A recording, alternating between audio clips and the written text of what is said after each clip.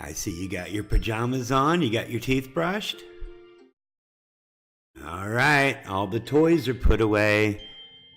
That means it's time for another Crypto Bedtime Storytime with Uncle Scotty.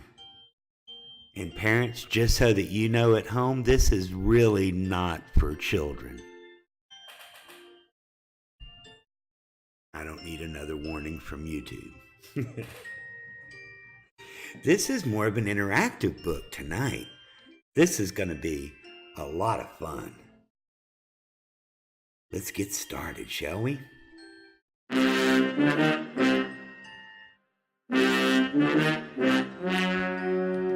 The story you're about to see is true. The names have been changed to protect the innocent.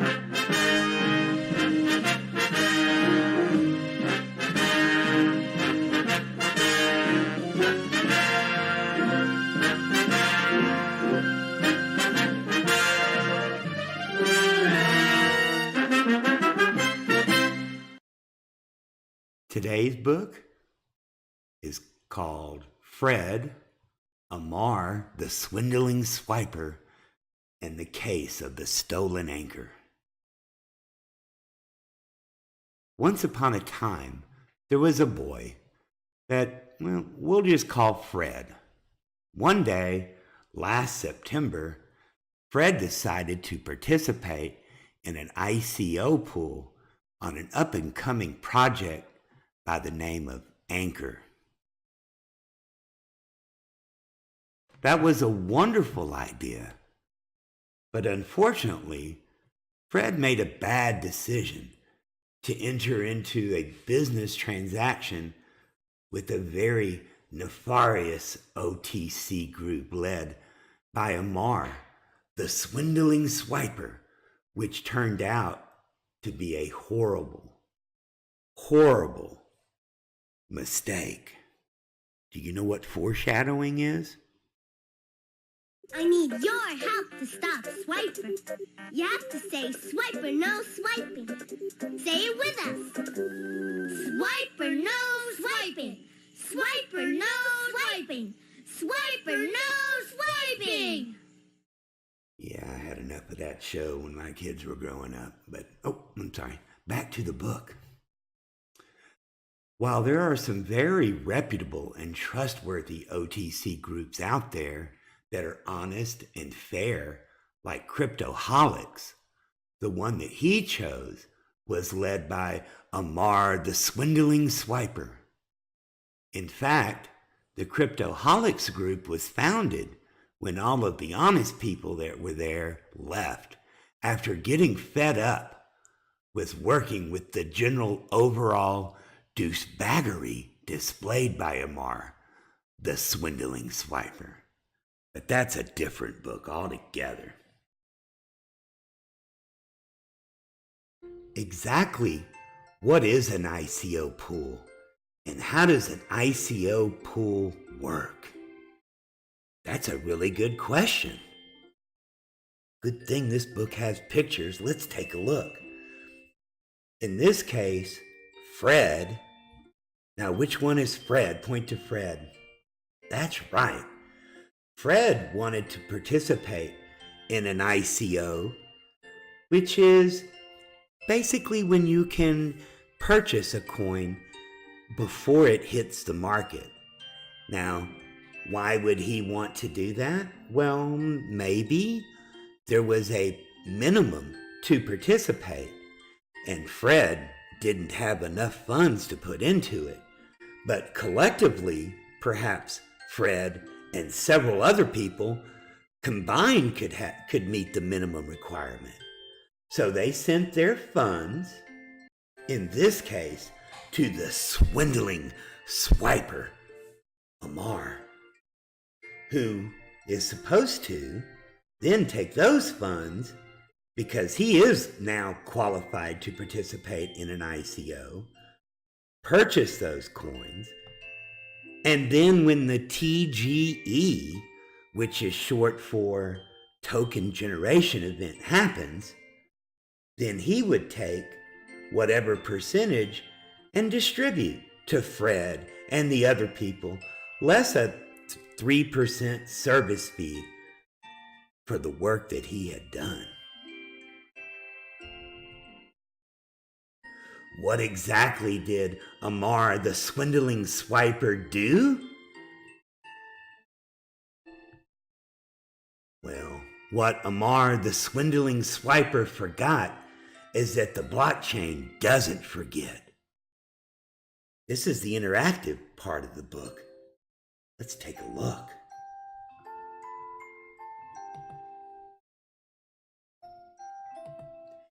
Here, you can see 169 days ago where Fred sent his 23 Ethereum to the swindling swiper Amar to participate.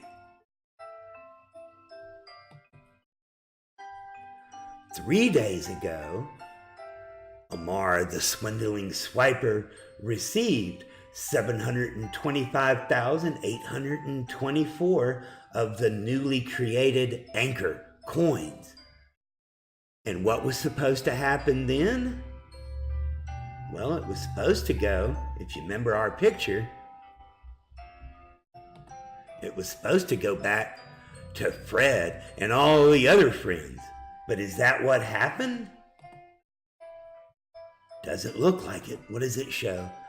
It went to Bittrex, which is an exchange where people can exchange their cryptocurrency coins for Bitcoin or Ethereum or whatever they want. But in this case, what Amar, the swindling swiper, did was he sent Fred's coins to the market to trade. That's not good. That's not what we learned in Sunday school, is it? That's not what our mamas and our papas taught us, is it? Well, Fred let his displeasure be known, so what Amar did, instead of giving him his ANKR coins, you can see from where Amar sold his coins on Bittrex that he took out the original 23 Ethereum that Fred had sent him and sent them to Fred, thinking that Fred would be happy with that exchange. Would you be? Well, I wouldn't be. I had already made the decision that I wanted to sacrifice this many Ethereum for this many ANKR coins to begin with, right? But it gets worse. Because now that Fred has his 23 Ethereum back, it is now half the price of what it was 169 days ago.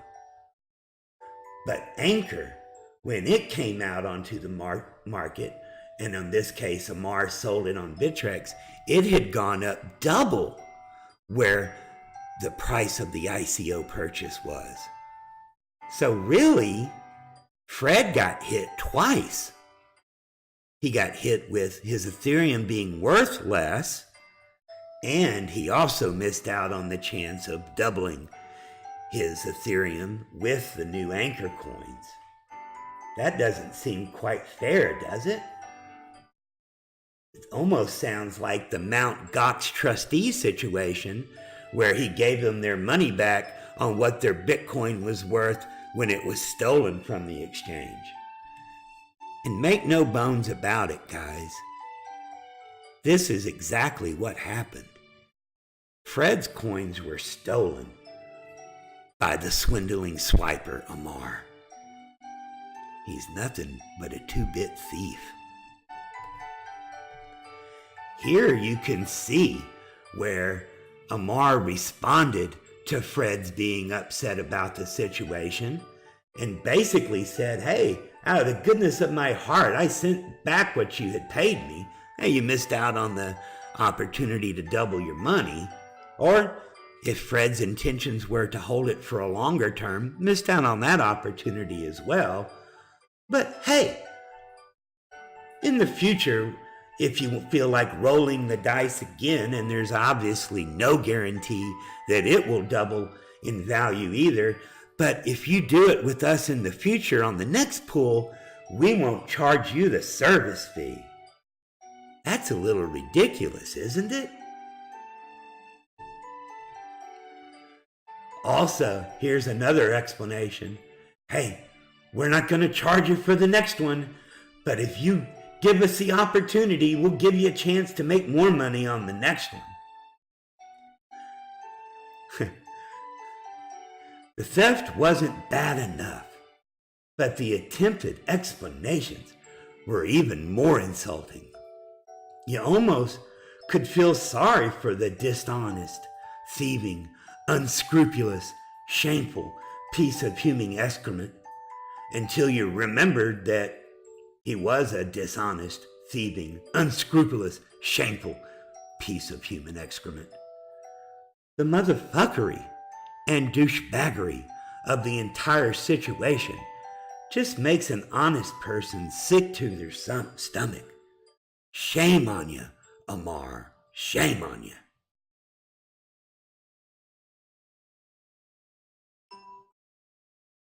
I'm going to take a time out here to speak directly to Amar, the swindling, sniper, thief, motherfucker. Dude, I've dealt with you in the past. Integrity, it has been said, is doing the right thing even when no one is watching. It's what our mamas taught us. It's what our daddies taught us. Shame on you. Shame on you, man. I mean, just because crypto has become known as the Wild Wild West doesn't mean that we have to act that way. I mean, in other words, just because you can be an asshole doesn't mean you have to be. Hey, and guess what? In all the Wild West movies, the bad guys always lose anyway. Shame on you. Be a man, step up, and do the right thing. Shame on you.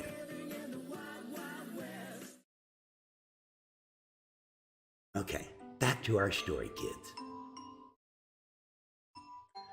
And so now, what's the moral of the story? 1. Don't do any transactions on the OTC group headed by Amar, the swindling swindler. Supposed to be sniper there, I guess. He is a proven scammer and a thief. He's not a real man at all. He's a disgrace to the entire human race. You know, Amar, I've got a couple of friends from your country, and they hate the stereotype. We've seen Slumdog Millionaire. I've worked in the hotel business for close to 20 years, and what my friends that are from your country hate more than the stereotype are people like you that bring the stereotype to personification. Shame on you. 2. If you are going to purchase through an ICO pool, use the Cryptoholics group, also on Telegram, and we will put a link to their group. And remember, guys, these guys that are in the Cryptoholics left the other Telegram group when it became clear exactly what Amar was. 3. There are some gals in this town that almost have me convinced that we should have a city ordinance compelling them to wear yoga pants, mandatory, every single time that they step outside of their own home. Or maybe even an amendment to the Constitution making it legal and lawful that they do so. I was downtown earlier today and I was almost upset when the stoplight changed and I had to pull away from that scenery. It's just shameful. 4, Be careful who you trust. I know that in the real world, it's hard to tell who to trust, who not to trust, and even harder when you're on the internet. But obviously, Amar is one you can't trust. Just be careful. Just be very, very careful.